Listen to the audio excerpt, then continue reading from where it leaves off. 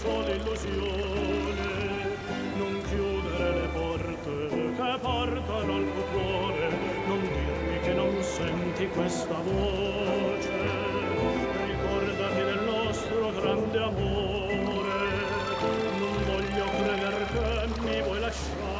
Bonjour, bonjour à tous les amis, je suis très heureux de vous accueillir dans une ville que j'adore pour vos nouvelles échappées belles, Aix-en-Provence. Alors je viens d'arriver sur le cours Mirabeau, c'est là que bat le cœur de cette ville aux façades colorées, étudiantes, vivantes, et je voulais vous proposer de m'accompagner pour un long week-end à Aix, la capitale de la Provence, qui attire chaque année près d'1,5 million de visiteurs venus du monde entier.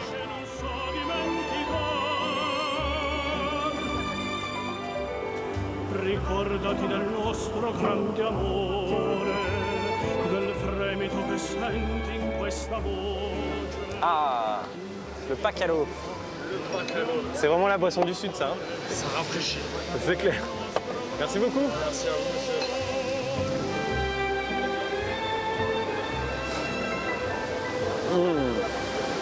C'est vrai que ça fait du bien. Alors Aix-en-Provence, pour moi, c'est un peu une ville à l'italienne, une forme de Dolce Vita, avec ses terrasses sous les platanes, son ciel bleu presque toute l'année. Et puis autour de la ville, il y a des lieux de nature absolument remarquables à aller voir, notamment la montagne Sainte-Victoire, qui est sans doute l'une des plus spectaculaires de notre pays. Et bien c'est tout cela qu'on va aller découvrir ensemble, les amis, avec des amoureux de l'art de vivre aixois qui vont nous raconter pourquoi il est si particulier et pourquoi il fascine autant dans le monde entier. Attention, je crois que ce voyage va vraiment vous donner envie de prendre un billet de train et de venir passer un week-end ici. Alors parez pour l'aventure les amis, c'est parti!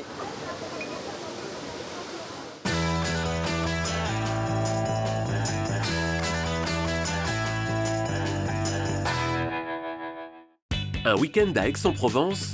C'est vrai que c'est la ville du raffinement, Aix-en-Provence. Mais je ne sais pas si tu le sais, mais Aix, c'est la deuxième ville de France, après Paris, qui a la plus grande concentration en fait, d'hôtels particuliers en centre-ville. C'est un week-end plein de couleurs. La couleur du village de Roussillon, elle est jaune. La couleur des toitures, elles sont rouges. Je suis happée par ce bleu, je prends corps avec. Je suis une sorte de sorcière du bleu. C'est de la magie en fait. Et de saveurs. On est parti sur les produits de Provence, puisque l'ADN du restaurant, c'est quand même d'utiliser maximum de produits autour de nous. Ça marche, 2 couverts, un escale, un envol. Pour Ismaël Khalifa, c'est vraiment la Provence, là, entre la Sainte-Victoire et les Oliviers. C'est la bonne carte postale, je trouve. Puis on est à 15 minutes du centre d'Aix, quoi. C'est ça qui est complètement fou. c'est aussi la découverte d'une région de conviction. C'est surtout la nature qui va m'inspirer. Quand je vais découvrir une plante, que je vais sentir sa saveur, c'est celle qui va me donner une idée, qui va me donner une inspiration en fait. Bien sûr, l'objectif de cette exploitation, c'est de faire du bio à grande échelle et de pouvoir toucher un maximum de personnes. La nature, c'est la vie, hein. Sans elle, on ne serait pas grand-chose, quoi. Au fort pouvoir d'attraction. Lorsqu'on voit la densité des œufs, à la fois dans l'espace mais aussi dans le temps, on en conclut qu'en fait ce site était une pouponnière à dinosaures pendant des millions d'années. En fait, quand on est à Bibémus et qu'on voit un tableau de Cézanne, on se dit en fait qu'à Bibémus, on est dans le tableau de Cézanne parce qu'on retrouve les mêmes couleurs. Bah, la tienne, hein. Ouais, cheers. À Aix-en-Provence. La tienne.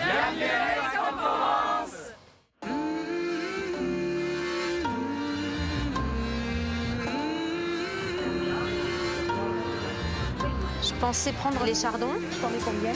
En une dizaine. J'imaginais prendre un peu de fleurs d'aquilée rose, là ça ira bien. Moi, je trouve ça sympa, ouais.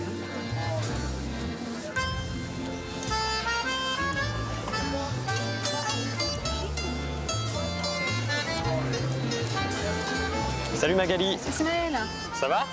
et toi? Bah ça va très bien, enchanté. Bonjour. Bonjour. Ismaël. Marina, la D'accord, fleuriste. la fleuriste, ok, très bien. Bah oui, tu pouvais pas me donner rendez-vous ailleurs qu'au marché aux fleurs d'Aix, Magali.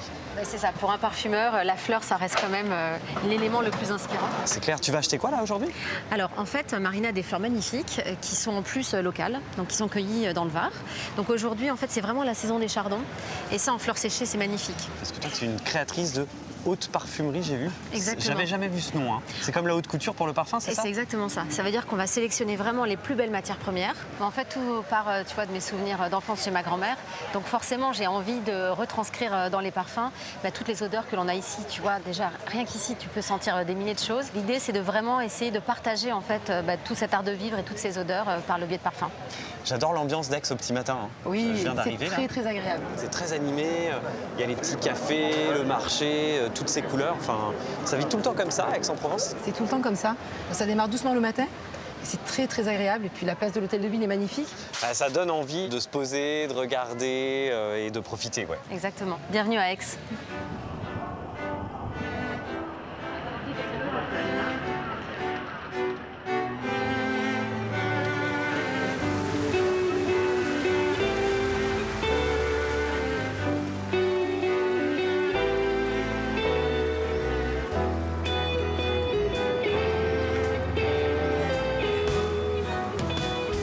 Ah, j'adore cette place-là, c'est vraiment le marché provençal typique pour moi. Pour moi, ici, tu vois, c'est mon marché préféré. Il y en a beaucoup, pourtant, sur Aix. Déjà, tu as ces platanes centenaires majestueux, avec toutes les ombres qui se reflètent sur les façades. Déjà, rien que ça, c'est un décor en soi. Ici, regarde, tu as un oratoire. Alors, c'est vrai qu'à Aix, il faut regarder partout, parce que tout est beau. Ça me rappelle tellement mon enfance. On allait chercher le miel de lavande, l'essence de lavandin pour mettre sur les oreillers. Donc c'est vrai que c'est attaché à beaucoup de souvenirs. Et puis regarde, il vient avec les fleurs de son jardin. C'est vrai. Il y a vraiment le côté, tu es vraiment dans le partage. Et c'est ça qui est formidable. Et cette ville, c'est elle qui fait de toi la créatrice que tu es? C'est vrai que c'est une ville extrêmement inspirante, pas que moi. De nombreux artistes ici ont trouvé une inspiration incroyable avec la lumière, les odeurs, les couleurs. C'est tellement merveilleux.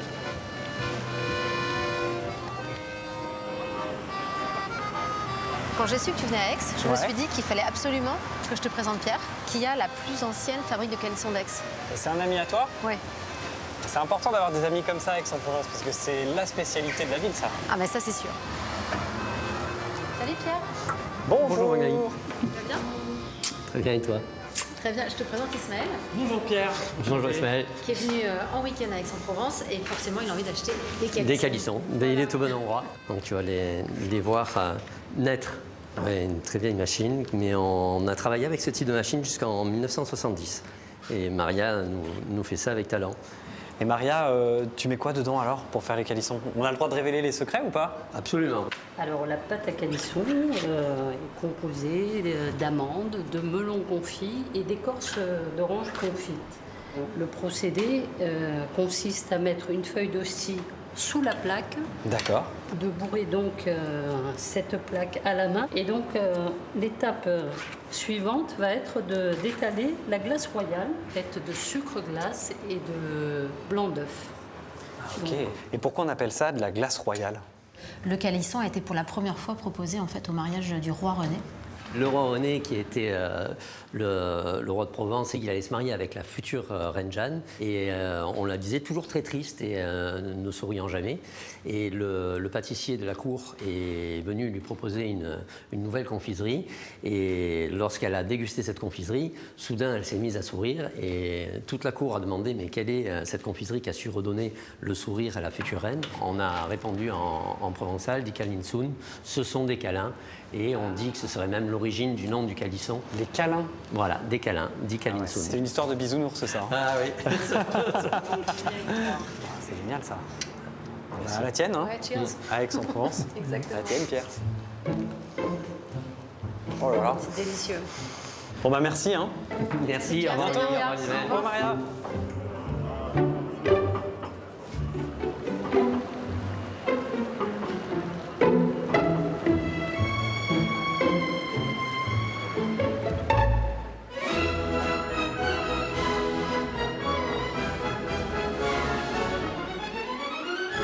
C'est incroyable, c'est la troupe de danse contemporaine d'Angelin-Prège-Locage. Je suis une grande fan et j'avais vraiment envie de partager ça avec toi.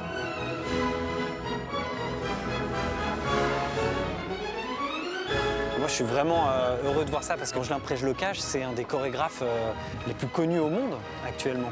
Et oui, et on a la grande chance, tu vois, juste derrière toi, là, il y a le pavillon noir, c'est l'endroit où il répète.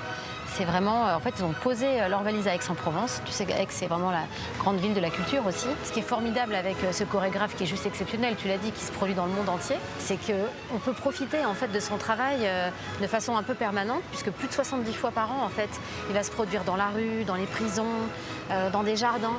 L'idée, c'est vraiment de rendre la culture accessible à tous.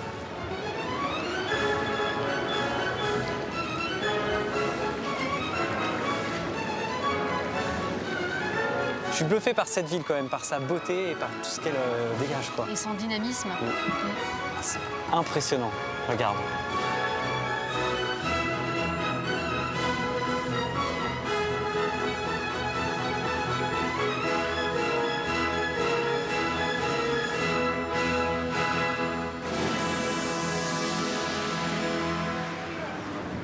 Là, on passe sous la tour de l'horloge qui date du XVe siècle, c'est la tour de la mairie, mais les pierres en bas, elles sont différentes, elles datent du XIIe siècle.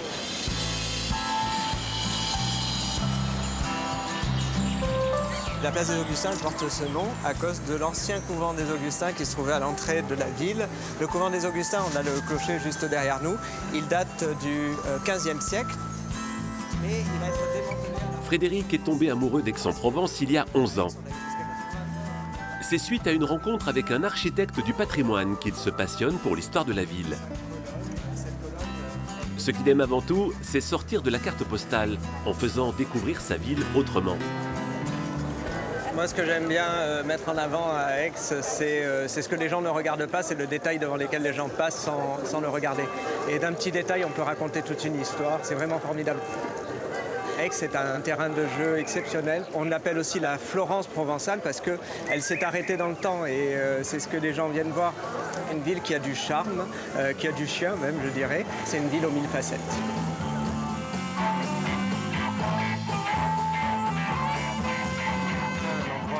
Cette fois, Frédéric a choisi d'emmener ses clientes dans un lieu habituellement fermé au public. Suivez-moi. Merci. Françoise Cowell a exceptionnellement accepté d'ouvrir ses portes à Frédéric et à ses visiteuses. Une maison entière, mais c'est vrai que ça a été... Ce qui est exceptionnel ici, c'est qu'on a une vue imprenable sur la cathédrale et sur son clocher. Le clocher il a été construit entre le XIIIe et le XVe siècle. La cathédrale, c'est un patchwork d'époques les unes à côté des autres parce qu'elle est construite à partir du VIe siècle sur un ancien forum romain. J'ai ce sentiment qu'elle est protectrice, qu'elle est une espèce de socle. Et en fait, ce quartier est très lié, je trouve, à son histoire et c'est la cathédrale qui fait de nous les habitants de ce quartier. Cette impression d'authenticité, c'est entre autres ce qui attire les touristes à Aix-en-Provence. Ils sont 1 500 000 à visiter la ville chaque année.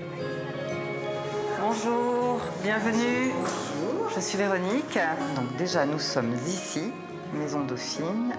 Je vous fais un petit cœur pour que vous puissiez nous retrouver.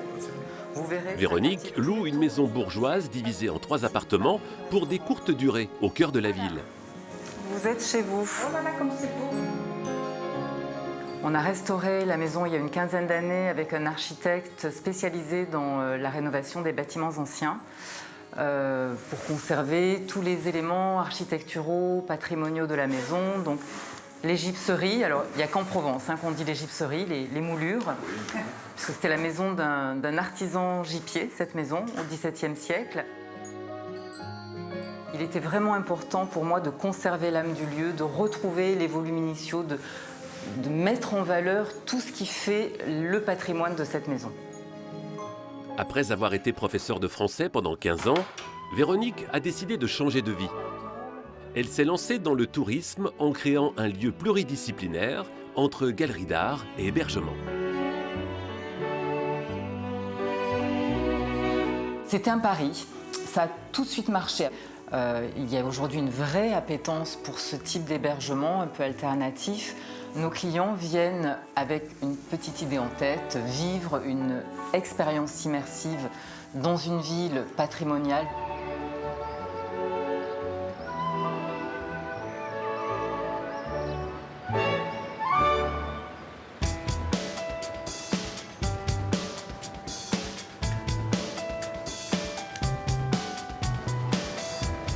Je suis vraiment heureux que tu m'emmènes découvrir l'hôtel de Caumont, Magali, parce que pour moi, c'est un des lieux emblématiques d'Aix-en-Provence.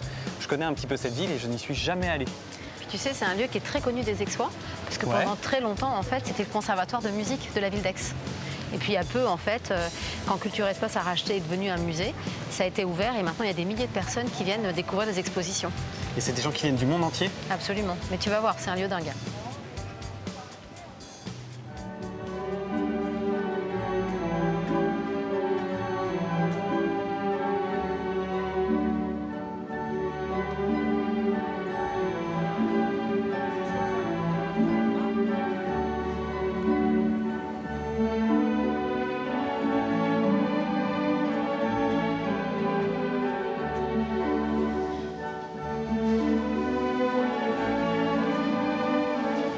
Il est majestueux cet escalier.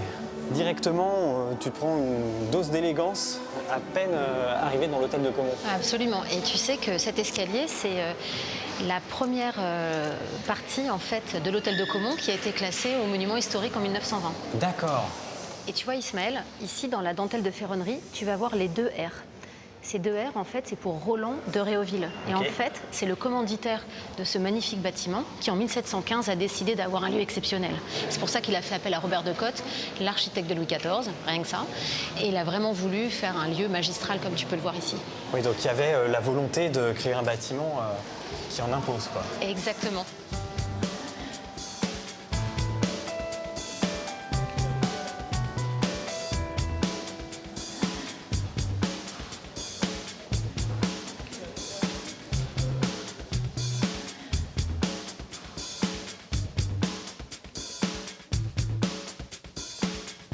Ismaël, je te présente Pauline. Enchantée, Pauline. Pauline, donc, qui a vécu ici pendant 50 ans. Oui. Donc ici, c'est sa chambre. Derrière le paravent, tu peux distinguer une porte dérobée où se trouvait son cabinet de toilette. D'accord. Au sol, tu vois les tomates, un signe extérieur de richesse à l'époque. Tomato, en fait, ça vient du provençal et ça veut dire carrelage. C'est vrai que j'avais entendu dire que dans les appartements aixois ou marseillais, c'était un signe extérieur de richesse de l'appartement. Absolument. Mais pour moi, en fait, la plus grande richesse de cette chambre, c'est évidemment sa vue sur les jardins. Oh, ça fait du bien, ce vent frais. Ah, il y a une harmonie ici, Puis surtout, c'est que tu es en plein centre-ville. Oui, c'est ça qui est fou. C'est vraiment un petit secret à l'intérieur de la ville. Mais je ne sais pas si tu le sais, mais Aix, c'est la 2e ville de France, après Paris, qui a la plus grande concentration en fait, d'hôtels particuliers en centre-ville. Et donc ça explique pourquoi est-ce que cette ville est aussi belle. C'est vrai que c'est la ville du raffinement, Aix-en-Provence.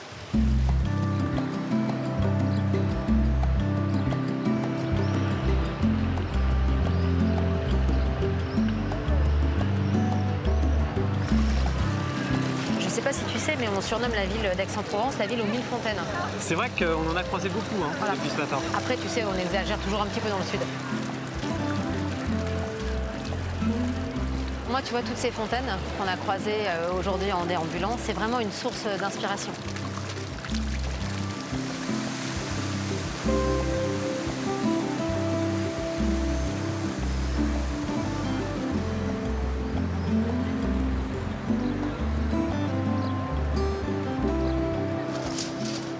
T'as énormément de passion quand tu parles de cette ville. On sent qu'elle est ancrée en toi, je trouve. Ah, mais pour moi, Aix, tu vois, c'était la ville par excellence où je voulais absolument avoir ma boutique. Quelque chose me dit que ta boutique est ici. Exactement.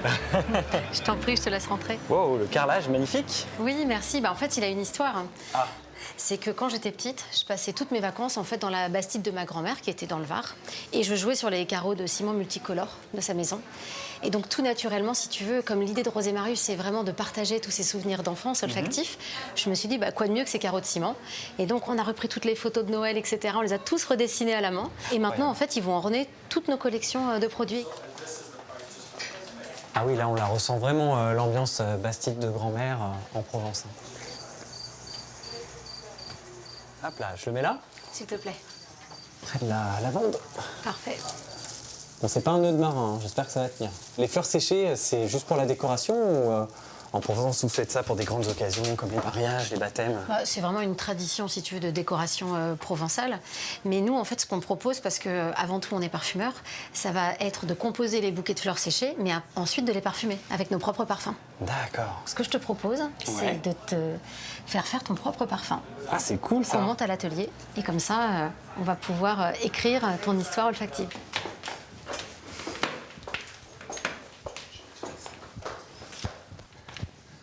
Et c'est ici donc que tu conçois tes parfums, dans cette pièce? Exactement. En fait, c'est ici que je vais écrire les histoires, que je vais imaginer les matières premières de Provence que l'on va mettre à l'intérieur de tous les parfums.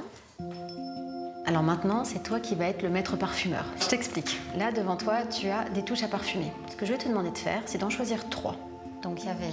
Le figuier, Très bien. la bergamote et les herbes coupées. Tu vas les prendre de cette façon. Tu vas fermer les yeux parce qu'on ressent beaucoup plus facilement quand on n'est pas pollué, on va dire, par tous les stimuli extérieurs. Et tu vas inspirer de haut en bas et de bas en haut. Ça me correspond bien, je trouve. Ça te plaît? Franchement, oui. Herbes coupées, bergamote, figuier. Allez, on part là-dessus. Sincèrement, c'est très nature, je trouve, et c'est là où je préfère être, donc ça m'étonne pas. J'aime bien ça. C'est formidable. Ouais.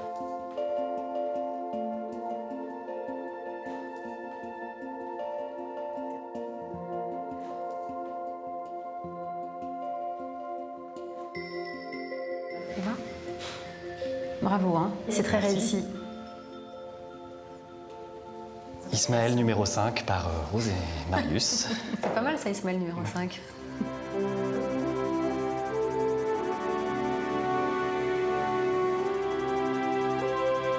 Ce lieu, quand même, il est vraiment intéressant. Il y a un petit potentiel sympa. Ouais, puis c'est magnifique. Voilà, il y a ce petit esprit un petit peu montagne. C'est vraiment intéressant parce qu'on a ce milieu très alpin, cette approche de la montagne avec la facilité pour monter. Donc ça peut toucher vraiment tous les publics. Stéphane et Antoine sont guides nature. Aujourd'hui, ils viennent tester un nouvel itinéraire de randonnée qu'ils sont en train d'imaginer. Vous avez vu, il y a de l'or peint ici. Ça, c'est super, hein, ça encore. Je vais en prendre un tout petit peu, je vais le ressusciter.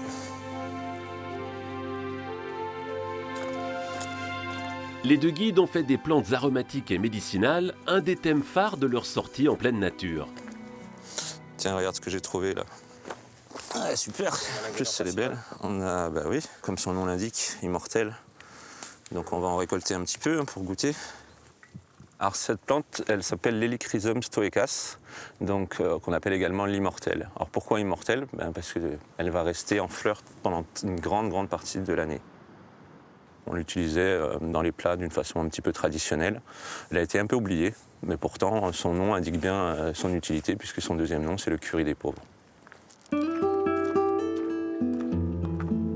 Il y a à peu près 550 plantes à fleurs qui ont été répertoriées sur la Sainte-Victoire, ce qui représente à peu près un tiers de la flore qu'on peut trouver en France. Bon, il y a une spécificité évidemment méditerranéenne. À quelques pas d'Aix-en-Provence, à quelques pas de la ville, on a ce milieu naturel qui est incroyable. Une bonne petite calamante, toute fraîche. On se prend une petite dizaine de brins, ça ira largement. Stéphane et Antoine veulent transmettre leurs connaissances au plus grand nombre. Alors, pour aller encore plus loin, c'est par des travaux pratiques qu'ils terminent leur balade. Antoine, ancien cuisinier, imagine des recettes simples à base de plantes sauvages, accessibles à tous. Elle est bien fraîche comme il faut, c'est nickel. Donc on va les feuiller. C'est quand même très puissant. C'est très puissant, ouais. On va garder que les feuilles.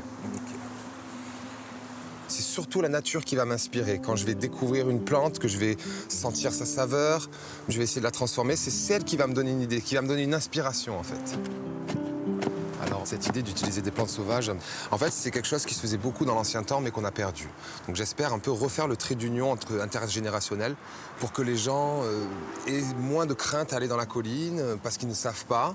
Peut-être qu'ils vont apprendre quelque chose avec moi et que derrière, de leur propre chef, ils auront la démarche eux-mêmes d'aller récupérer les plantes.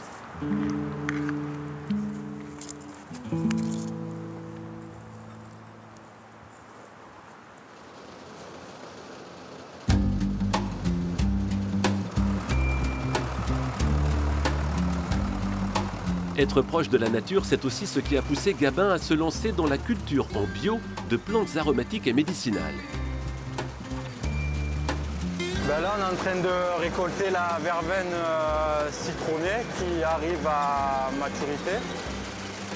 Ce qui me passionne, c'est tout d'abord l'amour de la nature, de la préserver, parce que bon, la nature, c'est la vie, hein. Sans elle, on ne serait pas grand-chose, quoi. Donc, c'est magique. Hormis les odeurs, il y a les fleurs qui sont magnifiques, puis toute la biodiversité qui s'y trouve au milieu, quoi. C'est un régal.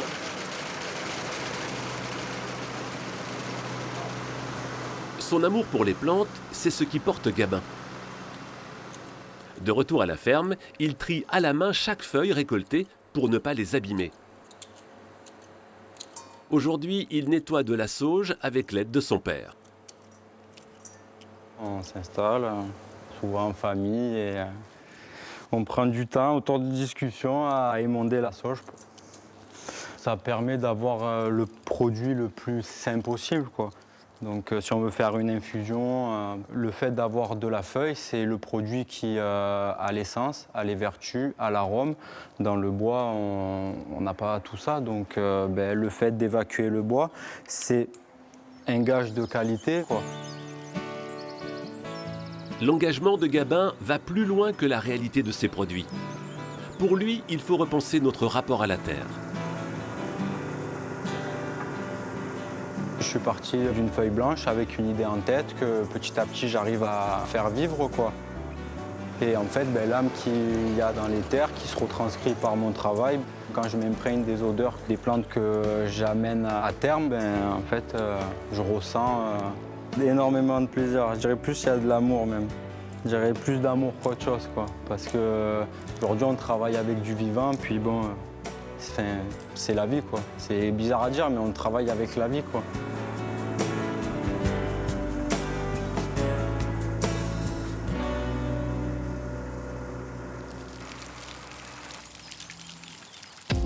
Voilà, on est parti. On va travailler sur l'idée du calisson, puisqu'on est en Provence.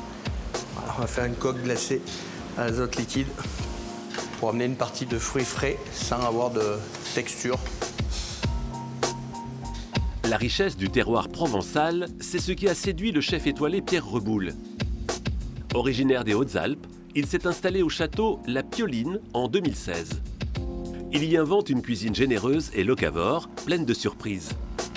Après derrière, on a fait une pâte de calisson en siphon. On va venir rajouter dessus un croustillant pour la texture avec des dragées. Et derrière, le melon qu'on a fait une version très mousseuse, très légère. On est parti sur les produits de Provence, puisque l'ADN du restaurant, c'est quand même d'utiliser maximum de produits autour de nous. Ce qui plaît à Pierre Reboul, c'est de jouer avec les textures et les saveurs. Et il ne manque pas d'imagination. Au menu, cailloux de pommes de terre à base de kaolin blanc, tartare d'huître dans sa coulée végétale, flambis de foie gras et bonbons à l'huile d'olive. Ça marche, 2 couverts, un escale, un envol. 2 abbés, 2 huiles, s'il vous plaît. Le chef, qui a ouvert son premier restaurant à 24 ans, ne se lasse jamais d'inventer de nouveaux plats.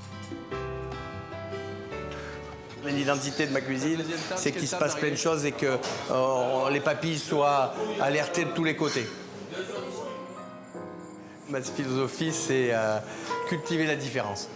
Je trouve que quand on va au restaurant, il faut qu'on amène quelque chose, c'est un voyage, il faut qu'on marque les gens par des goûts et puis qu'on leur laisse je dis tout le temps, une marque rouge de la maison.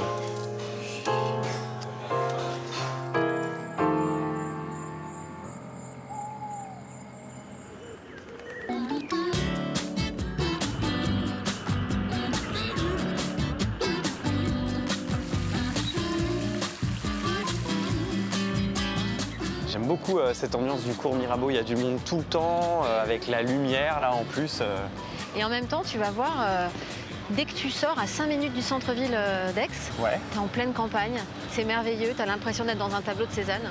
Eh ben écoute, on enfourche nos fidèles destriers, on y va? Allez, avec plaisir. Allez, go!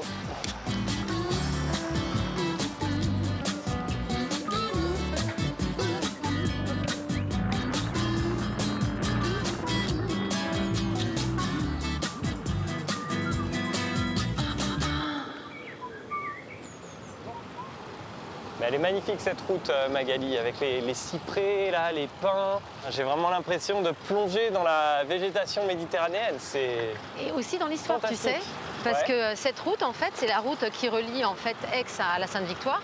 Ah oui, la Sainte-Victoire, c'est la montagne qui veille sur Aix que Cézanne a énormément peint. Je crois 84 fois. D'accord. Et c'est la route que Cézanne faisait en fait tous les jours. Et d'ailleurs, c'est pour ça que cette route, c'est la seule route classée de France. D'accord, elle est classée monument historique. Exactement. Ah ouais, quand même, mais ça se comprend, hein. C'est sublime. Ah, c'est super beau. Ces chênes, c'est incroyable. Est-ce que tu sens là les odeurs?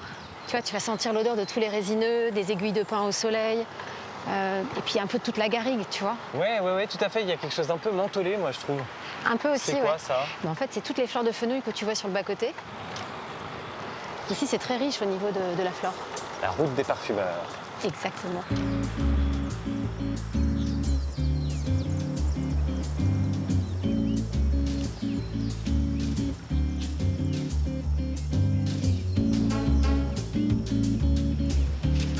Tu sais, là, c'est bientôt l'heure de l'apéro. C'est pas faux. Et dans le sud, c'est sacré. Donc, moi, ce que je me suis dit, c'est que peut-être pour finir en beauté, ce serait bien de t'emmener dans un lieu vraiment exceptionnel. Donc, c'est le château Henri Bonneau et qui fait un vin divin. En plus, avec la Sainte-Victoire derrière, c'est un peu l'apéro 5 étoiles. Hein. C'est clair.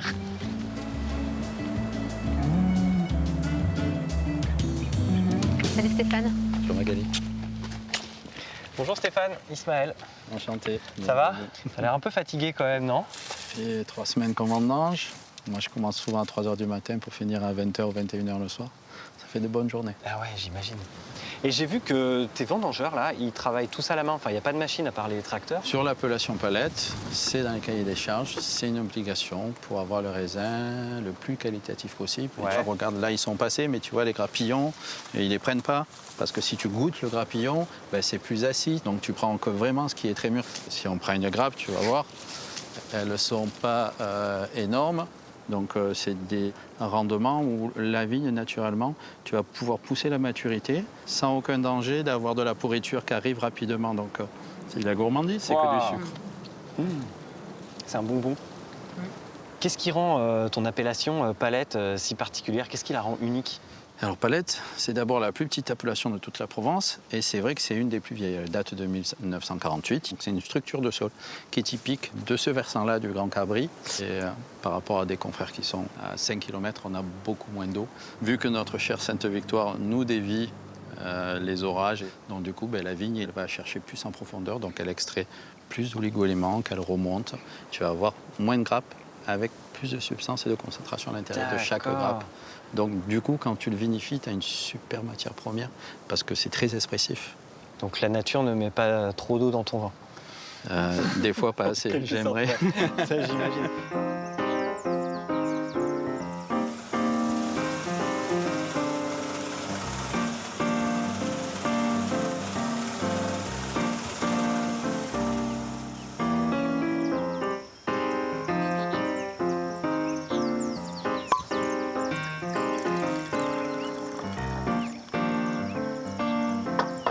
C'est très beau ça.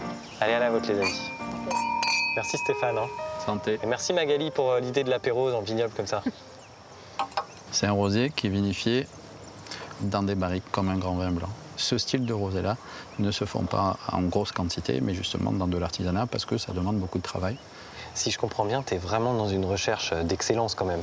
Ouais, alors moi je suis autodidacte. Il n'y avait personne avant moi qui a fait du vin. Mon grand-père qui s'appelait Henri Bonneau n'a jamais fait de vin. Je suis le premier. Ah bon? Et il faisait quoi ton grand-père alors? Il était paysan.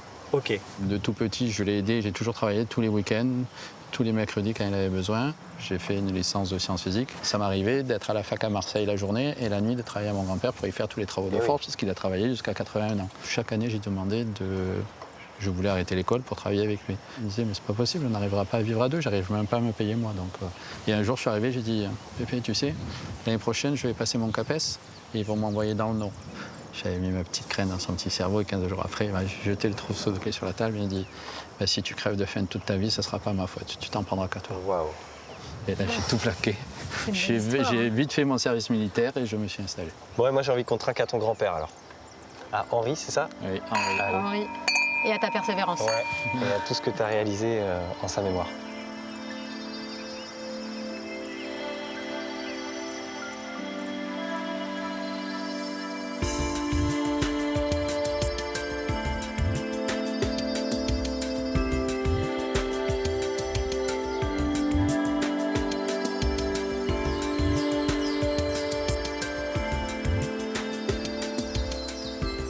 Bonsoir. Bienvenue. Merci beaucoup. Vous avez peut-être mal à trouver? Non, c'était parfait.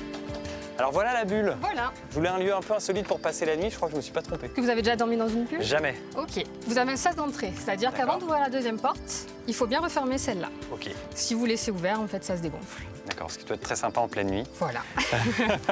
Mais j'adore l'ambiance, on dirait une station spatiale. Allez-y. Hop là. Et la deuxième. Et voilà. Merci. Waouh, c'est beau. Il y a un côté un peu comme un igloo, un petit cocon, tu vois. Voilà, c'est ça. Ça fait petit cocon chaleureux.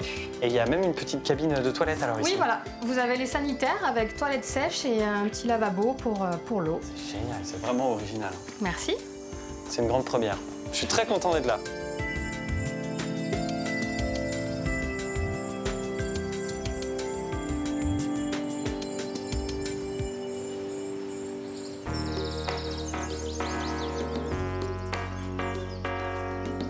Là, vous êtes allé dans une carrière.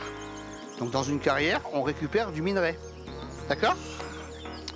Le minerai qu'on a à Roussillon contient à peu près 80 à 90% de sable.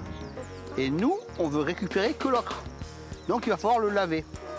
Alors toi, tu as les bras nus, tu trempes ton bras dedans et tu me mélanges le sable. Allez, vas-y, frotte fort. Allez, on mélange. On brasse, on brasse. Vous voyez l'ocre qui monte à petit. C'est au cœur d'une ancienne usine que Philippe Titon anime des ateliers de découverte autour de l'ocre. Et on récupère l'eau et l'ocre. Et pas le sable. Ici, entre 1921 et 1963, des générations d'ocriers se sont succédées pour transformer l'ocre en pigment. Ils chauffaient le minerai pour obtenir un pigment plus rouge. La particularité de l'ocre qui est en Provence, c'est d'être fixé sur du kaolin. Et le kaolin est une argile qui va avoir une souplesse. Donc en Provence, on va pouvoir exploiter ce matériau pour le mélanger dans des produits qui vont être souples. Donc on va prendre du latex qui vient de lait vert, on va le mélanger avec de l'ocre et on va fabriquer du caoutchouc. L'élastique orange, c'est de l'ocre. Donc ces matériaux, c'était des matériaux de tous les jours, que tout le monde connaissait.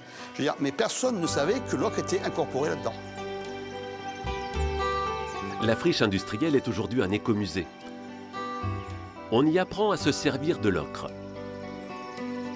La couleur du village de Roussillon, elle est jaune. D'accord?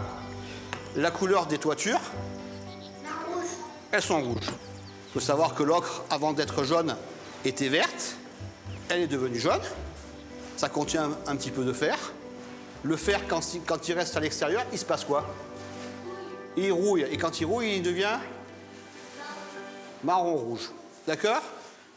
Nous, on va faire de la peinture. Allez, on y va, on commence.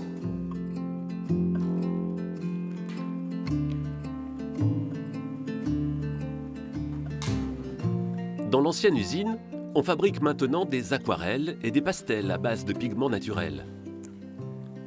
Une immersion dans la couleur qui n'est pas pour déplaire à Philippe. La couleur me passionne. L'ocre en priorité, parce qu'on est quand même dans une usine d'ocre. C'est intéressant de savoir tout ce qu'on peut faire avec.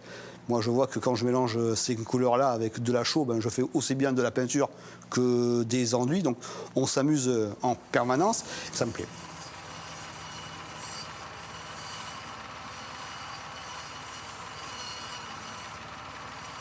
Les couleurs produites par les plantes, c'est aussi ce qui a intéressé Amandine et Laura Roussier.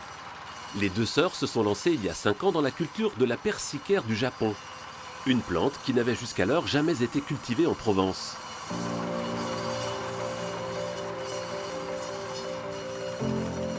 Elle produit une couleur bleue intense, dissimulée dans ses feuilles. On en trouve peu dans le monde des plantes qui créent du bleu. Celle-ci, nous l'avons aimée dès le début. C'est vraiment une découverte à chaque récolte et à chaque transformation. Donc voilà, ce qui est vraiment magique avec le bleu, c'est tout cet ensemble de choses qui nous fait nous lever le matin et qui fait qu'on travaille si dur pour l'obtenir tous les jours. L'histoire d'Amandine et de Laura, c'est l'histoire d'une reconversion. Anciennes coiffeuses et maquilleuses, elles ont eu un coup de foudre pour les plantes tinctoriales. Des végétaux qui renferment des pigments. Chaque étape a été le fruit de beaucoup de recherches, le matériel, vraiment, il n'y a rien qui existe. Donc on fait des essais, on bricole. Il y a des choses qui fonctionnent très bien et qu'on garde et qu'on améliore au fur et à mesure des années. Là, on est vraiment sur une extraction un petit peu de test. C'est vraiment une question de timing, l'indigo. La température de récolte, la maturité des feuilles. Donc c'est un challenge tous les jours et voilà, il ne faut pas lâcher le rythme et être vigilant à chaque détail. Pour extraire le bleu de la plante, les deux sœurs font infuser les feuilles dans de l'eau chaude. Donc là, la tisane a trempé pendant quelques heures et on vient observer donc, que le jus est bien couleur, ce qu'on appelle néon. Donc là, on voit bien que la tisane a fait son effet et on va oxygéner ce liquide-là pour révéler l'indigo.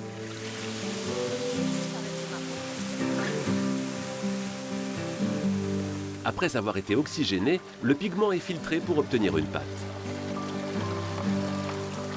C'est la finalité en fait de notre récolte du matin. Donc on observe qu'elle est vraiment très intense. Elle va être quand même humide. On est sur une teinte donc, qui est parfaite. La pâte sera ensuite séchée et broyée pour être transformée en poudre d'un bleu intense.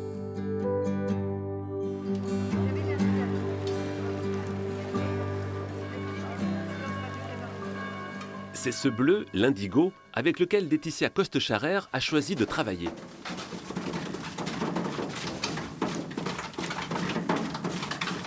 C'est une matière complètement vivante, une cuve d'indigo, plein de bactéries à l'intérieur. Et ça va ressembler un petit peu à du levain, comme un levain, comme au vin. Ça va fermenter et tout ça va créer la possibilité de teindre.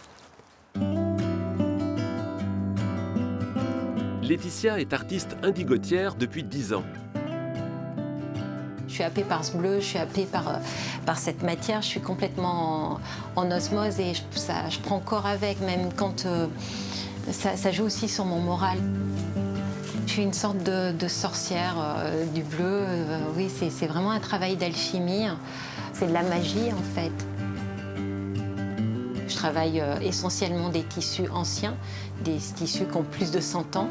Et ce pigment va donc révéler l'histoire de ces tissus.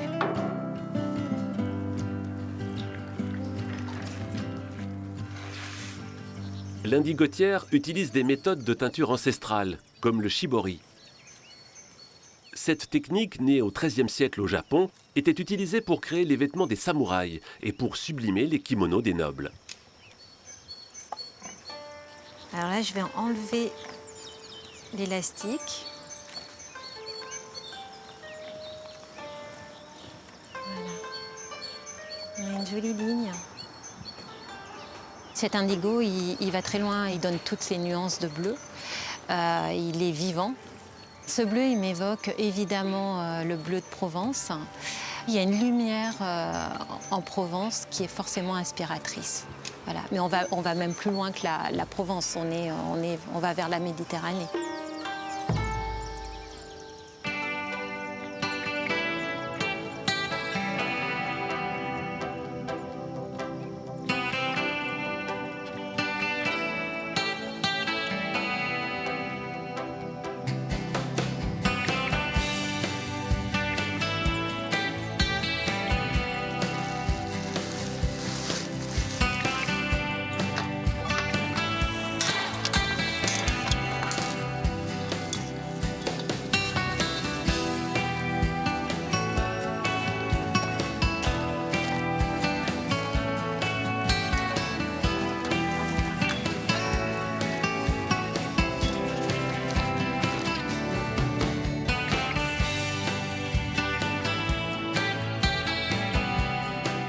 Bonjour, bonjour.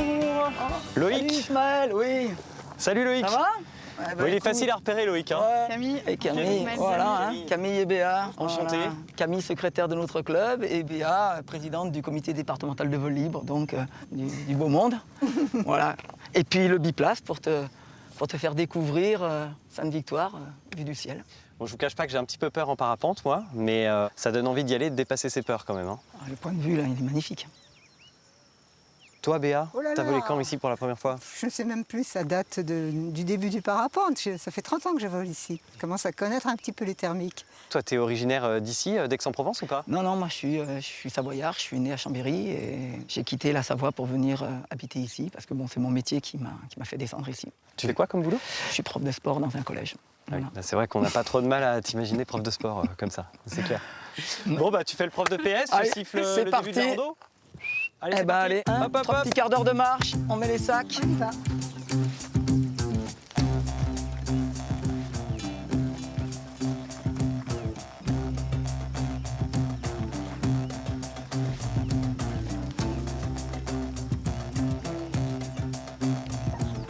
C'est vraiment la Provence, là, entre la Sainte-Victoire et les Oliviers. C'est la bonne carte postale, je trouve. On a du chêne kermesse aussi. Plein d'Alep. Le pain d'Alep. Mais c'est étonnant quand même la capacité d'adaptation de ces espèces, parce que j'imagine qu'il n'y a pas beaucoup d'eau et que c'est très sec ici, non? C'est des sols calcaires, plutôt acides. Et puis on retrouve des espèces avec des petites feuilles. Oui, en fait, ces espèces doivent s'adapter à la nature des sols, au climat et à la rareté de l'eau. Effectivement, elles sont spécifiques au climat méditerranéen. Et finalement, l'eau est rare en Provence. Bah d'ailleurs, regarde, les anciens l'avaient bien compris puisqu'ils avaient construit des puits pour récupérer cette eau-là. En profondeur. Et donc là, on tombe sur un puits d'époque. Hein. Vous croyez qu'il y a encore de l'eau dedans? Oui. Non. À vue de nez, c'est vide. Et comment est-ce qu'on cultivait alors à l'époque, dans le passé? Parce qu'à flanc de montagne, ça devait pas être si simple. Les agriculteurs, on dit des paysans chez nous, faisaient ce qu'on appelle des restanques, donc des plateaux qui s'élevaient les uns aux autres. Ça fait un petit peu des marches comme des escaliers et qui permettaient d'avoir une surface assez plane, orientée vers le soleil. Et il y a un petit côté Jean Fleurette et Manon des Sources ici quand même. Ouais, on est ici, hein, c'est ici. Il est où Hugolin d'ailleurs là? C'est ça, c'est Manon, On se pose la question. reviens. Manon. Le papé, il est plus le papé. Il est où le papé?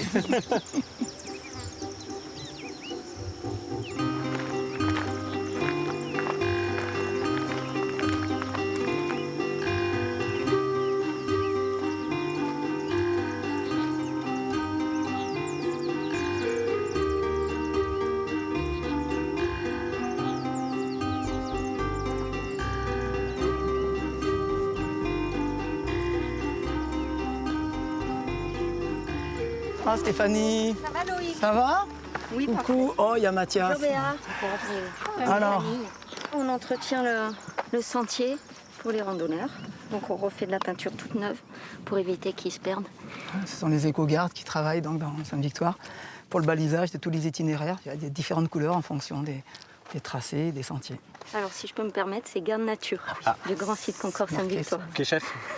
On fait ça pour essayer de protéger tout ce qui est biodiversité, pour que les gens respectent les sentiers et évitent d'aller dans des zones de quiétude pour embêter la faune, comme le sanglier, le chevreuil, les blaireaux, les renards. Puis on est à 15 minutes du centre d'Aix, quoi.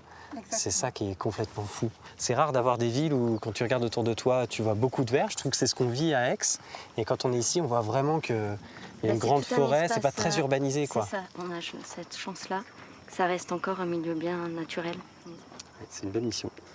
Allez, Ismaël, il faut qu'on y aille maintenant parce que Ouais. le temps passe. Bah oui, parce qu'on Les discute, conditions vont être bonnes, mais il faut y aller. C'est ça. Eh bien, allez, qu'on on rate y pas va. le créneau. Et d'un bon vol alors. Merci Stéphanie. Hein. Au revoir.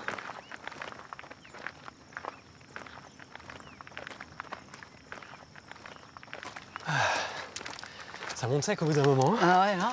Ouah. Ah oui, quelle vue. Le fameux pas du dinosaure. On appelle ça le pas du dinosaure? Oui. Pourquoi? Alors, on a retrouvé des restes de dinosaures. Pas des restes de dinosaures, des œufs, des gros œufs absolument magnifiques dont on peut voir les restes au petit musée à côté à Saint-Antonin, à la maison Sainte-Victoire. Mais depuis qu'on marche là, je me dis il manque que les dinosaures. Et oui. Non mais honnêtement, il y a quelque chose de tellement abrupt ici qu'on s'attend à les voir, quoi. Il faut imaginer qu'au milieu de toute cette végétation complètement luxuriante qui n'a rien à voir avec la végétation actuelle, il y avait des dinosaures qui déambulaient. Voilà. On sent que tu le vis vraiment pleinement, ce lieu. Oui. Oui, je la vois toute la journée, je la vois vivre, je la vois changer. Et c'est la montagne qui tient à mon cœur, voilà. Ici, première boucle. Ok. Ici, deuxième boucle, pour la deuxième cuissarde. Ok. Et là, tu as ce qu'on appelle une sangle pectorale qui donne confiance. Bon, salut Béa, salut Camille. Merci pour tout, hein. Quand j'étais petit, ma grand-mère me disait, lui, s'il disait de te jeter d'une montagne, tu te jetterais d'une montagne. Hein. Bah là, je peux y aller. Tous les deux. Ok.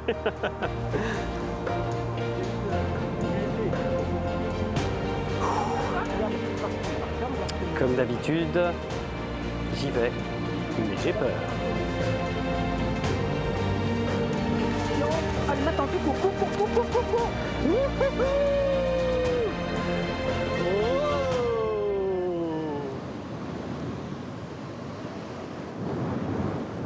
Moi, je me sens bien avec vous, les amis. Ah, bah écoute, hein, Ah ouais. on est en contact avec la nature. Hein. On est une sorte de harpe magique, tu vois, avec des petites cordes qui nous jouent cette douce musique de l'air. Voilà.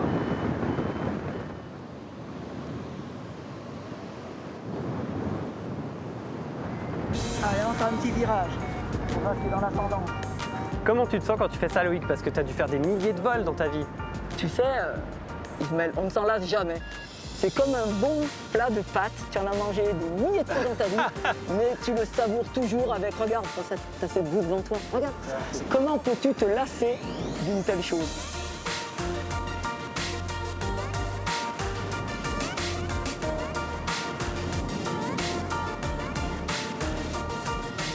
La fameuse brèche aux moines et le petit prieuré derrière, un monastère qui a été retapé justement par les amis de Sainte-Victoire. Oh là là, qu'est-ce que c'est beau!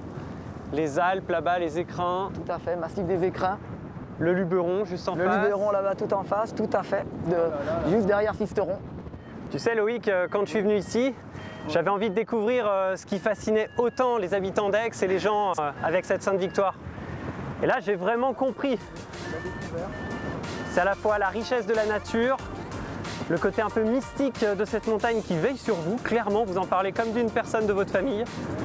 Et en même temps, ce côté ultra grandiose, quoi. C'est fou.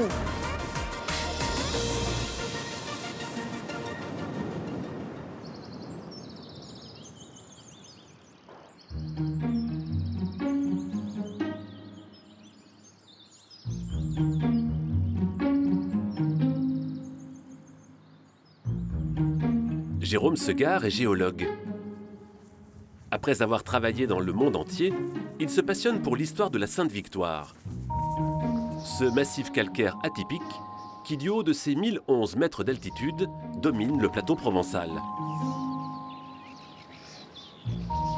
Alors, la Sainte-Victoire, c'est une histoire longue. C'est une histoire qui va durer 150 millions d'années. Donc il faut essayer de la comprendre par étapes. Il va se passer un événement ici dans le sud de la France, un événement majeur tectonique, c'est-à-dire que l'Espagne, dans sa dérive, va venir heurter le sud de la France. Ça va créer cette chaîne des Pyrénées. La montagne Sainte-Victoire telle qu'elle est aujourd'hui est à la fois le fruit de la première collision qui a formé les Pyrénées et de la seconde collision des Alpes qui vient rajeunir tous ces reliefs.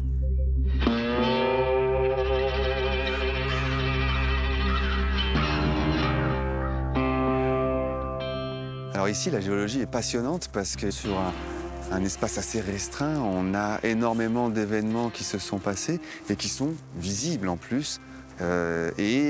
Cette complexité, elle concerne à la fois localement la région, mais on peut tout de suite l'étendre à l'environnement, à l'Europe et voire au monde entier.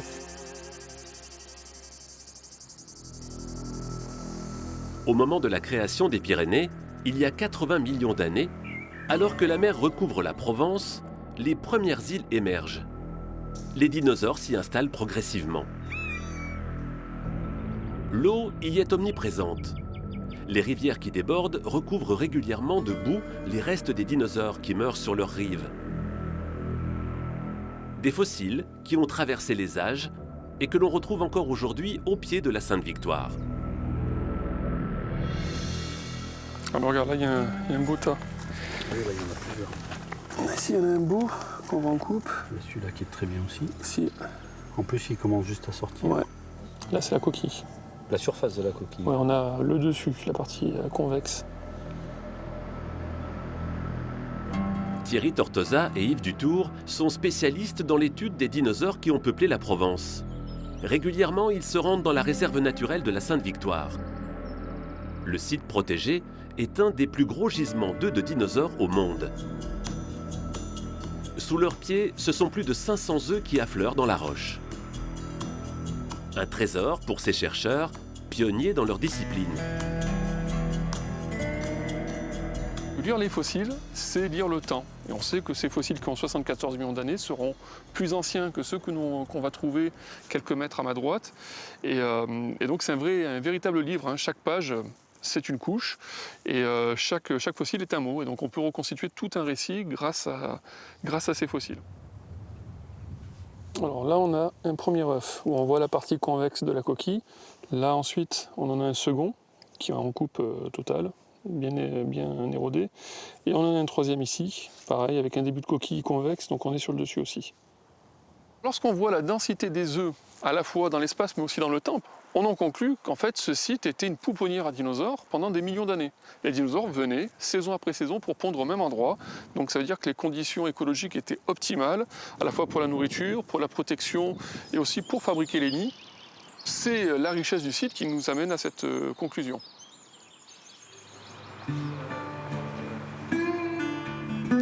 Les œufs de dinosaures extraits lors des fouilles précédentes sont conservés dans les laboratoires du Muséum d'histoire naturelle. C'est là qu'ils sont préparés pour être ensuite étudiés. Donc l'œuf se trouve ici. On a l'argile qui est autour, qui encaisse l'œuf. Voilà, le but c'est de lever toute cette argile-là pour que l'œuf soit apparent. Après avoir été extraits, les œufs sont classés par type de coquille. Quand on parle d'œuf, en fait, toute l'information tient dans l'épaisseur de cette coquille. Donc, ce que l'on va faire pour étudier ces œufs, et ainsi regarder comment ces cristaux sont agencés. Et les paléontologues qui ont étudié la question se sont rendus compte qu'en fonction de la famille des reptiles ou des oiseaux qui pondaient des œufs, on avait une structure de la coquille qui était différente. Quand on regarde ce type d'œufs, on se rend compte que lorsque les œufs sont éclos, ils sont bien conservés. Ce qui veut dire, et c'est très intéressant, que les petits ne sont pas restés dans le nid. Après l'éclosion, ils sont tout de suite partis. Donc ça donne déjà une indication, c'est que la maman qui avait pondu ses œufs ne s'occupait pas de ses petits. Pour ses recherches, Thierry a la chance de pouvoir s'appuyer sur les réserves du muséum. Il s'agit de la plus grosse collection dédiée aux dinosaures du sud de la France. Une vraie base de données faite de centaines d'ossements découverts au fil des ans. Bon sens. Ça me permettra de comparer. L'étude de tous ces œufs et de tous ces fossiles est très important, parce que ça nous permet de mieux connaître la diversité, l'évolution et la morphologie de nos dinosaures de Provence, qui, finalement, même après 200 ans d'études, restent relativement mal connus. Donc notre travail, c'est aussi de valoriser notre patrimoine, qui n'a rien à envier au patrimoine américain, chinois, sud-américain. Quand on fait le point sur toutes les découvertes, on en est qu'au tout début. On a au moins 50 ans devant nous de recherche. Donc c'est une discipline qui est à la fois vieille, puisque ça fait 200 ans qu'on travaille sur ces œufs, mais encore très récente parce qu'on a beaucoup de choses à faire et on est très peu finalement à le faire. Jusqu'à aujourd'hui, les chercheurs n'ont pas pu associer les œufs trouvés sur la Sainte-Victoire aux espèces de dinosaures correspondantes. Thierry espère y arriver un jour.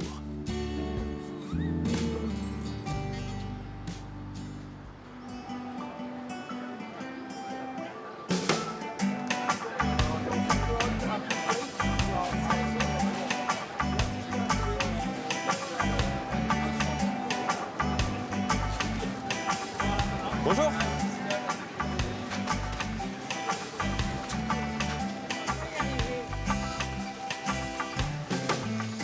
Salut Dan. Et bonjour Ismaël, Ça ça va fait plaisir de te voir. Ça va très bien, on est au paradis ici. Ah ça c'est vrai. Tu vois, moi j'ai un livre pour enfants qui s'appelle Le Marché Provençal et j'ai l'impression que c'est un marché provençal de livres. Ah ouais. Incroyable, franchement.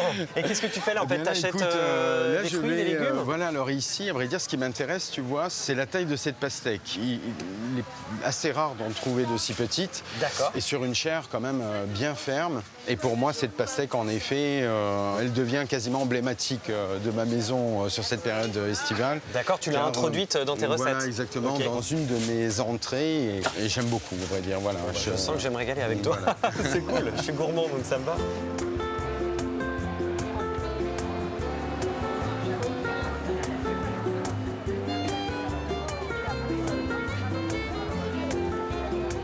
Il est extrêmement coloré ce marché.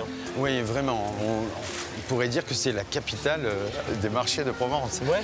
Parce que tu as aussi bien les Alpes de Haute-Provence, tu as les bordures de la Méditerranée. Regarde là, on voit ne serait-ce que les fromages d'Ansuès-la-Redonne avec des brousses merveilleuses. C'est vraiment un ensemble, un collectif d'individus qui sont là pour nous donner à nous la meilleure des inspirations.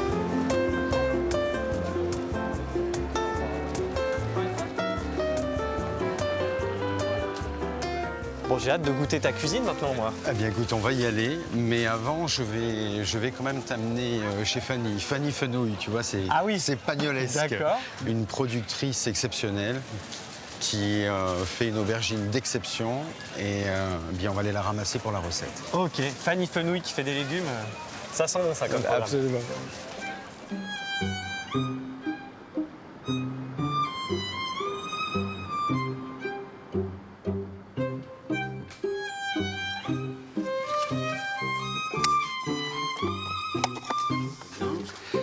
Et voilà Fanny. Et bonjour. Et bonjour Fanny. Voilà, le trésor de Fanny. Voilà la récolte du jour. Aubergine noire, ça brille. Je peux en prendre une? Oui, c'est ferme, c'est frais.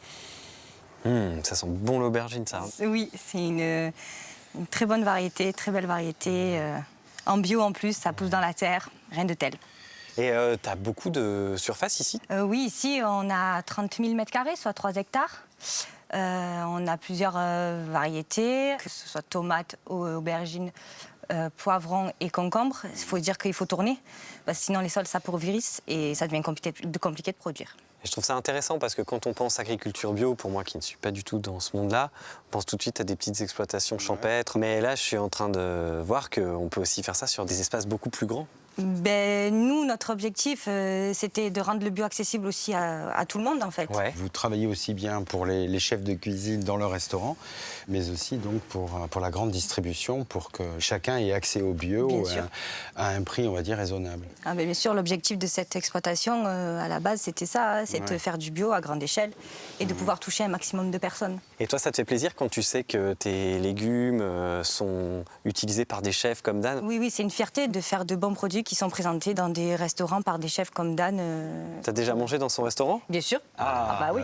Alors, il n'est pas là, hein, tu peux me dire. Si c'est pas bon, tu peux te lâcher. Hein. Non. Franchement, rien à dire. Rien à dire. Dans la région, c'est un des meilleurs restaurants. Eh bien, écoute, en tout cas, Fanny, merci pour ce que tu es, parce que je vais te prendre 7 cagettes d'aubergines qui te ressemblent. Eh bien, wow, comme c'est beau, ça. Quel talent, quel poète. C'est super. Merci beaucoup. Bon, merci Fanny. Merci à vous.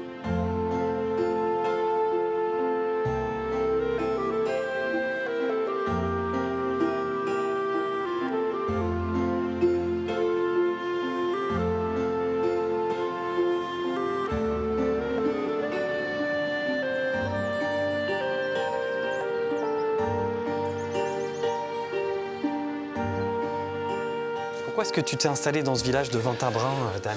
Écoute, c'est le coup de cœur. Quand tu vois ce village et sa quiétude, son calme, ça me permet de rester bien concentré, de profiter des chants des oiseaux le matin dès que j'arrive. Ouais. À vrai dire, j'ai l'impression d'être dans une bulle.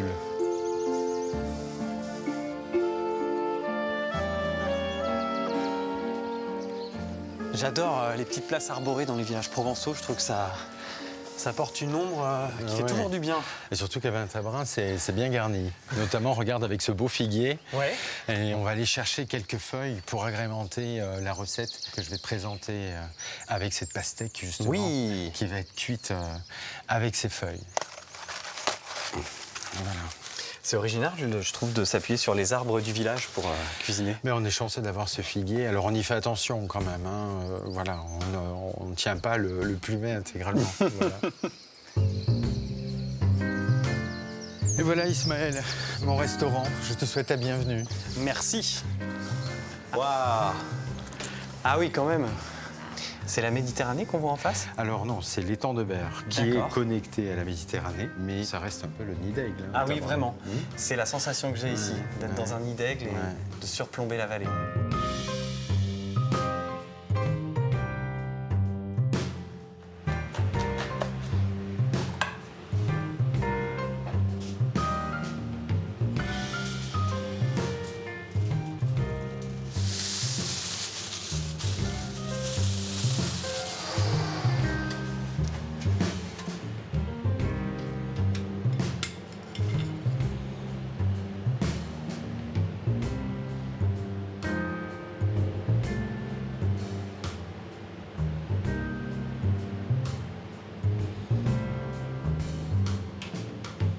Ah, et voilà. Génial. Privilégié. Oh là là, qu'est-ce que c'est joli. Donc c'est de la pastèque cuite, c'est ça? La pastèque donc a cuit plus de 3 heures dans le four, dans cette papillote dans laquelle s'est trouvé donc ces feuilles de figuier avec un trait d'huile de figuier, un peu de sel. Et la crème de chèvre a du sens aussi parce qu'elle va venir un peu casser le côté fumé de l'aubergine. Bon, bah, je vais goûter ça alors. Je t'en prie. C'est vraiment étonnant parce qu'effectivement, ça croque comme une pastèque, je veux dire, froide. Mais elle est un peu plus acidulée de par la cuisson aussi, j'imagine. Tu as d'abord ce goût un peu fumé. Et ensuite, tu as la pastèque qui arrive, qui est légèrement sucrée. C'est ça. Et ça a un goût un peu de confiserie, je trouve. Oui, c'est vrai. Et tu vois, ça c'est génial parce que je sais que je pourrais jamais le refaire chez moi. Mais en même temps, c'est très simple. C'est à la fois simple et complexe. C'est ça, vraiment bravo. Donc du coup, simplicité. La simplicité, c'est ça, c'est ton secret. Merci Dan. Merci. Merci.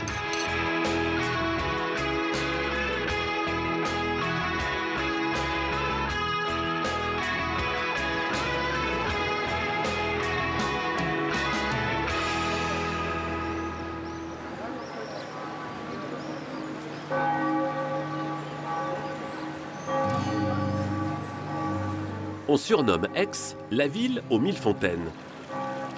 Tantôt moussues, spectaculaires ou plus discrètes, ces fontaines racontent l'histoire de la ville. Au XVIIe siècle, Aix est redessinée architecturalement par la bourgeoisie parlementaire qui s'est enrichie. La fontaine de la Rotonde est un des chefs-d'œuvre majeurs de cette période fastueuse. Elle mesure plus de 12 mètres de hauteur. Arthur Carlier en connaît les moindres détails. Cette fontaine, à l'époque, quand elle a été construite en 1860, elle marque l'entrée principale de la ville d'Aix.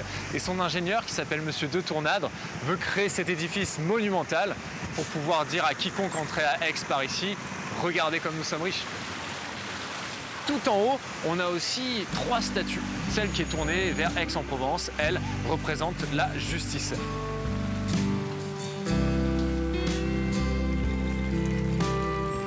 Les fontaines habillent le paysage urbain.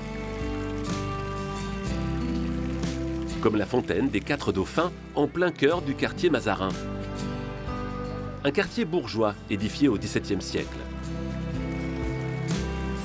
La fontaine des 4 Dauphins, c'est l'une des premières fontaines décoratives de la ville d'Aix-en-Provence.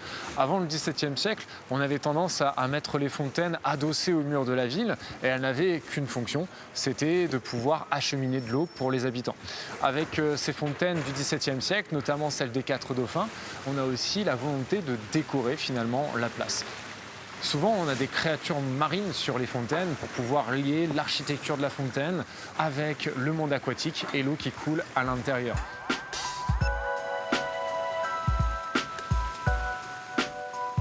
Si les fontaines symbolisent la richesse de la ville, c'est derrière les façades des hôtels particuliers que se cachent les plus grands trésors du patrimoine aixois. Des escaliers monumentaux qui témoignent de la vie luxueuse des grands bourgeois de l'époque. Ces escaliers, dits de vanité, étaient construits pour impressionner les visiteurs dès leur arrivée. L'escalier de l'hôtel de Château-Renard, décoré par le peintre Jean d'Arrey en 1645, est unique en son genre. La peinture, en trompe-l'œil, est inspirée des grands maîtres du baroque italien. Les perspectives contribuent à donner le sentiment d'un escalier encore plus impressionnant. La chance qu'on a, si les architectures d'origine ont été perdues, on a tous les visages de Darré qui n'ont pas été repeints. Antoinette Sinigaglia est conservatrice. Elle étudie l'escalier, très abîmé par les années, en vue de le restaurer. Et pour cette mission, elle collabore avec un physicien. Ce dernier a posé des capteurs dans l'escalier pour y étudier son microclimat. Alors ça, c'est les 3 derniers mois de mesure. Et en fait, la période estivale avec les fortes températures, on est ici. Ce premier relevé que je fais maintenant après 3 mois d'enregistrement, il montre que les températures sont effectivement très élevées en partie supérieure. On a atteint 32 degrés, ce qui est quand même beaucoup pour une peinture à l'huile. Et donc ça entraîne des contraintes spécifiques, notamment vis-à-vis de la peinture du plafond, qui a tendance à se dégrader à cause de ça. Le travail qu'il est en train de faire maintenant est extrêmement important parce qu'il va aussi décider du moment où on va intervenir et des produits qu'on va pouvoir utiliser, à quelle saison. Donc tout notre travail va être d'atténuer justement toute la lourdeur des repeints qui ont été un peu abusifs en fait. En France, on a très peu de décors de ce type-là. Donc c'est vraiment quelque chose de très important pour Aix et pour l'histoire de l'art aussi.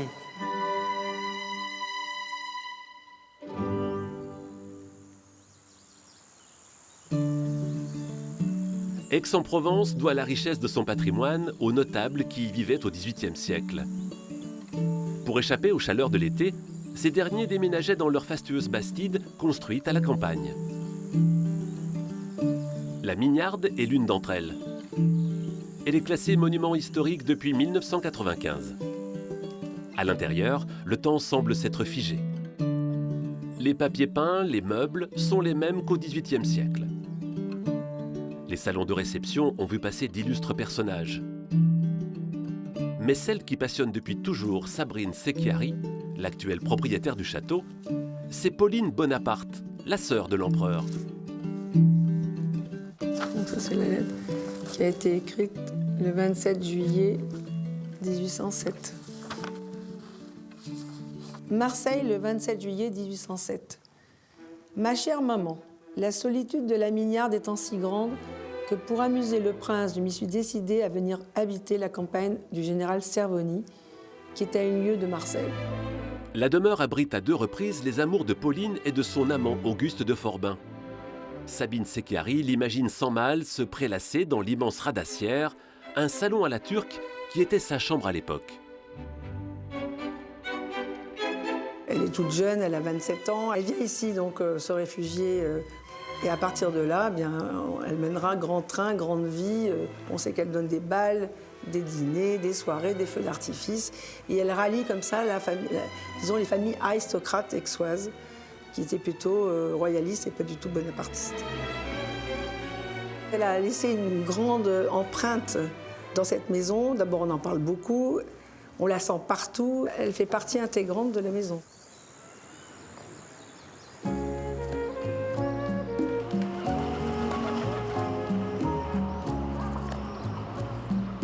Hop, et voici le petit-déj. Merci beaucoup. Les tartines, le pain au chocolat et le thé des oasis. Et voici.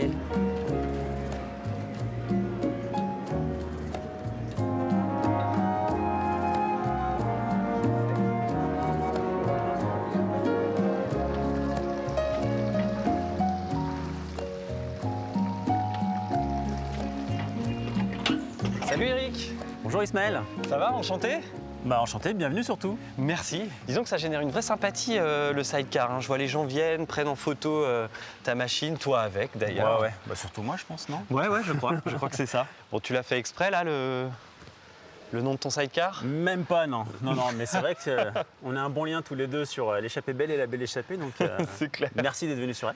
Bah non, écoute, je suis ravi et quand j'ai vu qu'on pouvait faire des visites de tout ce qui entoure Aix-en-Provence, cette magnifique petite région avec des sidecars, je me suis dit c'est une super idée de faire ça. Alors, on a eu l'idée il y a 4 ans et on propose justement de faire découvrir toute la Provence.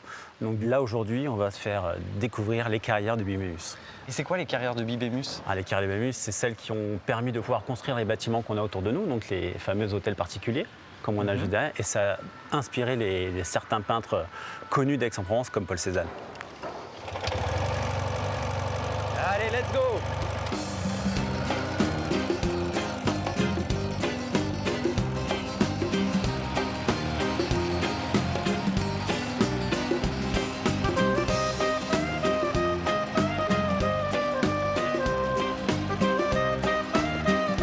C'est un bonheur ces petites routes.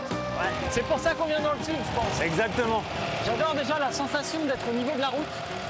Et en plus, ce qui m'a marqué, c'est qu'on est à pleine sortie d'Aix. T'as l'odeur des pins qui t'entourent. Enfin, c'est vrai que tu sens, t'as même la chaleur un petit peu des pins qui chauffent. Ouais, c'est super agréable. T'as l'odeur et la chaleur un petit peu. C'est vrai.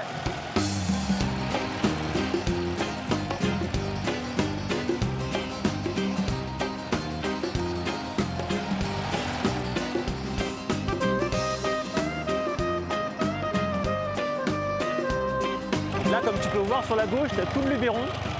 Tu as même le Mont Ventoux sur ta gauche. D'accord. Donc c'est assez exceptionnel. C'est vrai qu'entre la vigne, les oliviers et le Luberon, là on peut pas être ailleurs qu'en Provence et à Aix-en-Provence en particulier. Là, c'est une belle carte postale.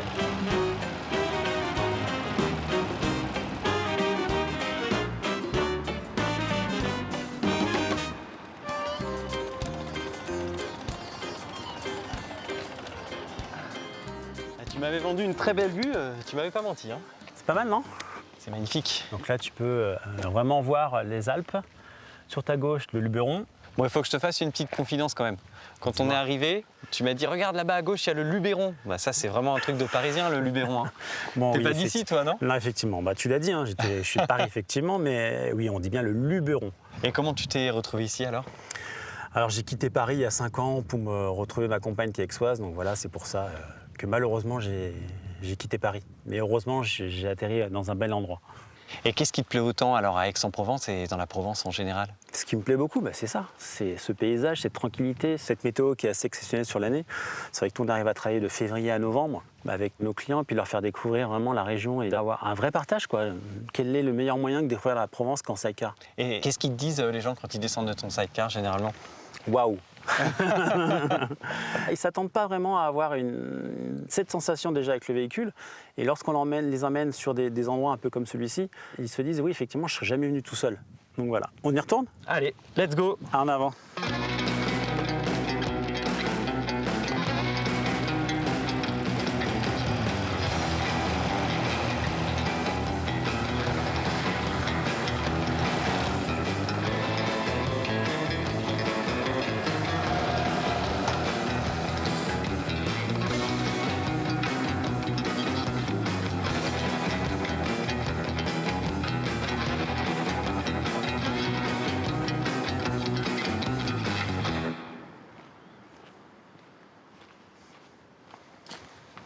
Bonjour Mylène. Bonjour, vous allez bien? Ismaël. Bonjour. Mylène. Enchantée, bienvenue. C'est toi la gardienne des fées alors? C'est ça, je vous fais rentrer? Bah écoute, Avec grand plaisir. on a la tenue qu'on a Allez. exigée, je crois. Vas-y. Allez-y.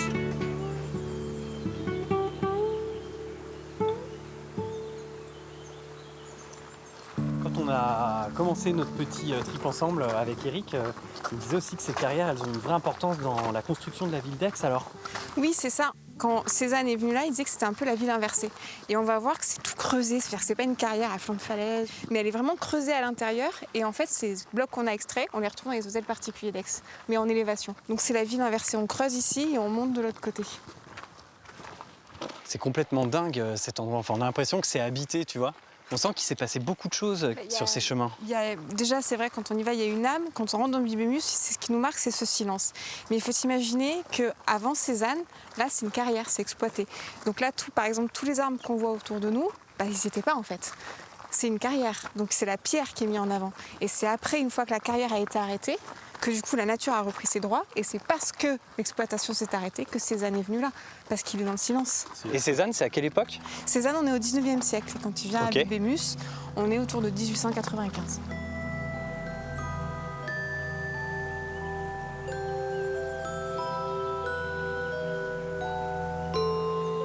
Donc si Cézanne en fait venait ici, c'est notamment parce que si vous regardez dans cette direction-là, c'est pour elle. Effectivement. C'est pour la montagne Sainte-Victoire. Donc C'est en quoi plus cette des montagne carrières, quand même, c'est un peu notre phare ici quand on habite Aix-en-Provence. On ne voit qu'elle. Donc c'est vraiment le point culminant. Il faut imaginer que les pins qui sont sur le côté, il n'y en avait pas autant en fait. Donc on a vraiment une vue plongeante comme ça sur la montagne Sainte-Victoire. Je trouve ça vraiment émouvant de plonger dans l'intimité d'un artiste. Enfin, tu vois, là, on voit son petit atelier d'une certaine manière, le côté très immersif dans cette nature. Puis moi, j'ai la sensation qu'on ressent un peu ce qu'il a pu ressentir.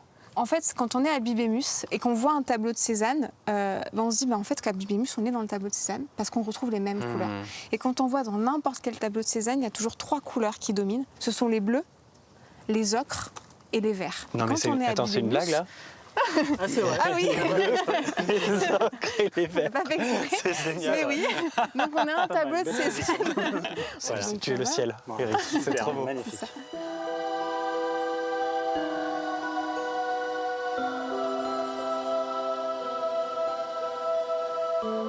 Ce qui est intéressant quand on arrive ici, c'est pour ça qu'on parlait tout à l'heure d'être un peu dans le tableau de Paul Cézanne, c'est qu'à côté du motif qu'il a peint, il a été mis des reproductions. Donc là, vous avez la reproduction du coup du tableau de Cézanne, qui est considéré comme l'un des chefs-d'œuvre, qui s'appelle le Rocher Rouge. D'accord. Et quand on fait quelques pas, on avance un petit peu plus, on a notre petite repro qui est ici. Ok. Et C'est vrai. Là, on est dedans.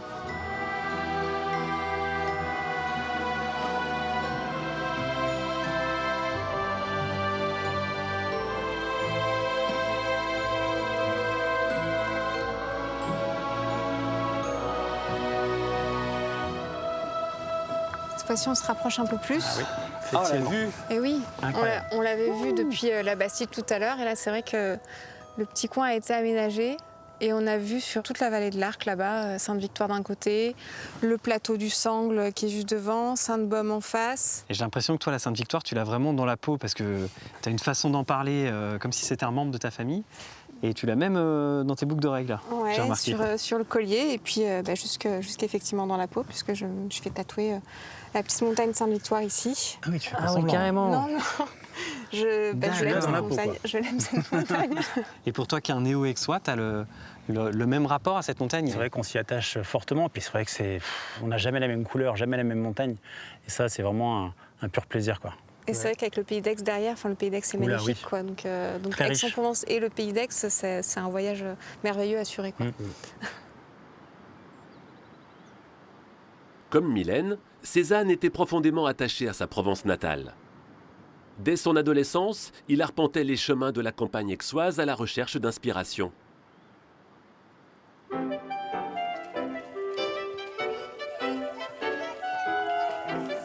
Jackie Chabert est artiste peintre.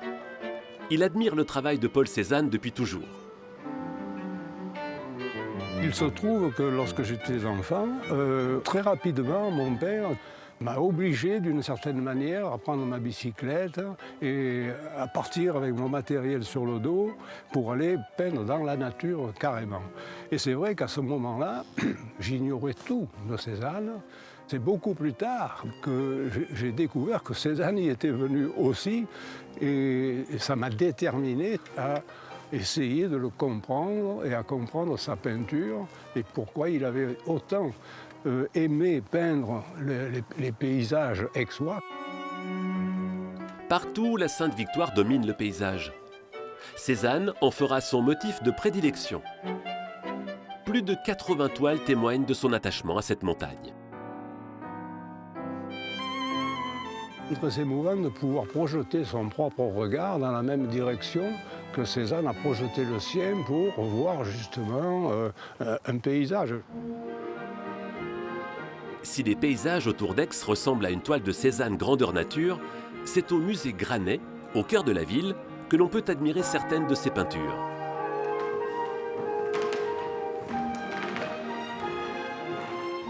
Alors maintenant, on va regarder comment Cézanne peint les différents motifs qui composent le paysage.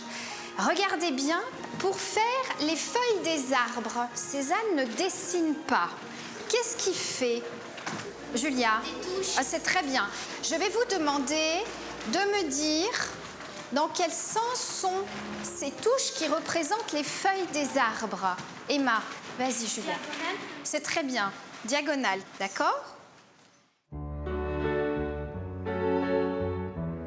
Comme les impressionnistes, Cézanne peint des paysages en extérieur. Mais rapidement, il s'éloigne de ce mouvement artistique pour créer son propre style. Il est aujourd'hui considéré comme le père de l'art moderne. Cézanne est en effet attaché à une simplification de la peinture, que ce soit par exemple dans l'ovale des visages ou bien dans ses natures mortes. Cézanne disait « Il faut savoir réduire la nature à la sphère, au cylindre et au cône ». Cézanne est un précurseur, compris difficilement à son époque. Le travail du peintre est alors boudé par les Aixois. Le conservatoire du musée clame même haut et fort « Moi vivant, aucun Cézanne ne rentrera ici ». Et pourtant, un siècle plus tard, comme un pied de nez, Cézanne est exposé dans les plus grands musées du monde. C'est dans son atelier de la colline des Lauves qu'il peint, à la fin de sa vie, certains de ses plus grands chefs-d'œuvre. Un lieu unique resté inchangé depuis sa mort en 1906. L'artiste pourrait revenir travailler aujourd'hui, il retrouverait tous les témoignages de son œuvre, tous les objets modèles de ses natures mortes. Ces pommes, pour Cézanne, elles ont une histoire, puisque c'est dans la cour d'une école à Aix-en-Provence qu'il est devenu ami avec Émile Zola. Et à l'occasion d'une bagarre d'écoliers, Cézanne était venu lui apporter son soutien.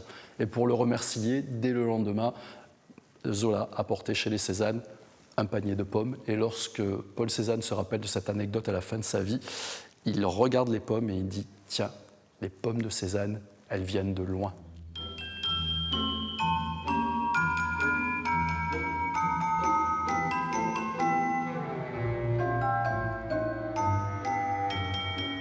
Cézanne est un être attachant, parce qu'il y a d'un côté l'homme et de l'autre côté, il y a l'artiste. Il y a un homme, je dirais, qui est assez normal. Et en fait, je crois que l'artiste a mangé l'homme. Et effectivement, c'est en regardant des choses très simples dans son quotidien que Cézanne est devenu ce grand peintre connu par tous les grands artistes du XXe siècle. Le patrimoine laissé par Cézanne dépasse aujourd'hui largement le seul aspect artistique. Viscéralement attaché à sa région natale, le peintre a offert à Aix-en-Provence un héritage d'une richesse exceptionnelle.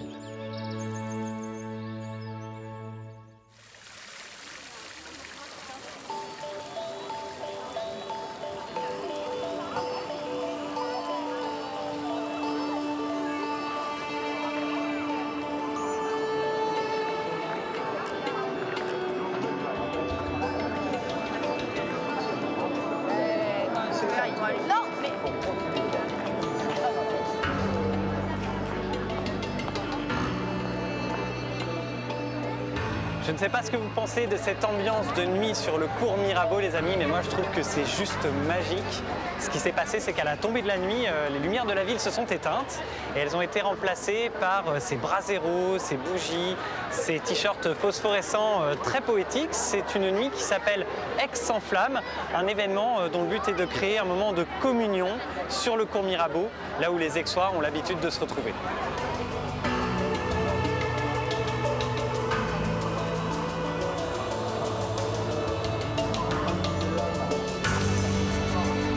Bon alors, vous en pensez quoi des illuminations? C'est vraiment incroyable. Exceptionnel. C'est vraiment une chance d'avoir ça à Aix. Nous, on connaît bien Aix et tout. Et genre vraiment, c'est le genre d'occasion, on saute direct. C'est vrai que d'habitude, le cours Mirabeau, le soir, c'est beaucoup plus paisible, beaucoup plus calme.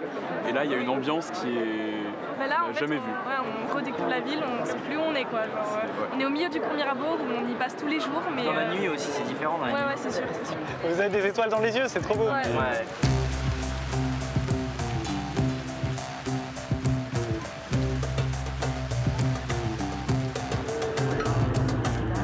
Vous pouvez prendre une petite photo de moi, s'il vous plaît?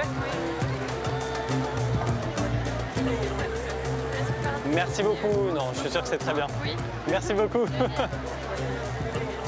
C'est donc ici que se terminent mes échappées belles à Aix-en-Provence. Alors pendant ce long week-end, j'ai évidemment été marqué par la richesse de cette ville, richesse culturelle, richesse gastronomique, mais aussi richesse naturelle avec tous les lieux extraordinaires qui entourent Aix-en-Provence. Et puis pendant ce voyage, je me suis souvent demandé pourquoi est-ce que la culture de la Provence et à travers elle, celle d'Aix, rayonnait autant à travers le monde. Eh bien je crois que c'est grâce à un savant mélange, un mélange d'excellence et de simplicité mêlé à leur amour inconditionnel pour cette ville et pour la Sainte-Victoire, la montagne sacrée qui veille sur les Aixois.